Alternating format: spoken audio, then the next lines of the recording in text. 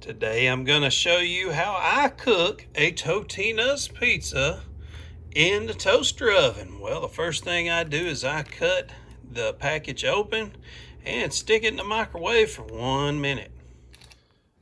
Alright, so I took the pizza and I put it in the microwave for 1 minute, and I left it inside the envelope so that it would not stick to anything inside the microwave. And while I'm talking about non-stick, it's good to put some oil or butter down on this aluminum foil so that your pizza does not stick when you cook it. All right, so now what we're going to do is we're going to decorate this thing a little bit.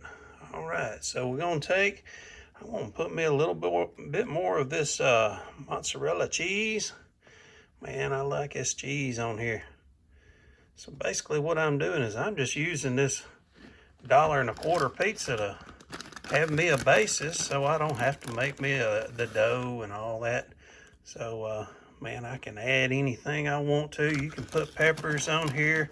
Bacon bits, man, that's a good one. Now you can throw you some bacon bits on here. I tell you what, down in the comments below, y'all tell me what y'all like to put on here.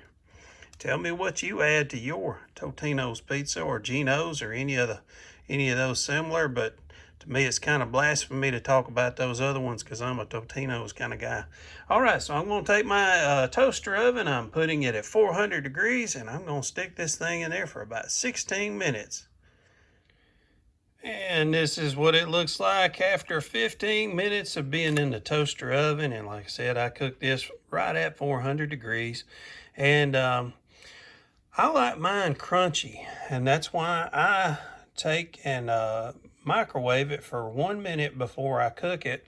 It seems to give it a little better crunch on the crust, and you can see this golden burnt kind of thing going on with the cheese. Man, that works out so good in that toaster oven. When these things went from being round to rectangular, I was one of those people that freaked out because I had eaten thousands of these things over my lifetime. But I did realize why they did it was so that we could cook these in a toaster oven. And if you're not from the United States, this right here is why most Americans are fat. We love these things. They're junk, but boy, they sure are good. For $1.50, you can't beat this meal right here. Folks, I appreciate y'all spending some time with me today. I cannot wait to read your comments after I finish eating this wonderful pizza. Y'all have an awesome day. I'll see y'all again soon.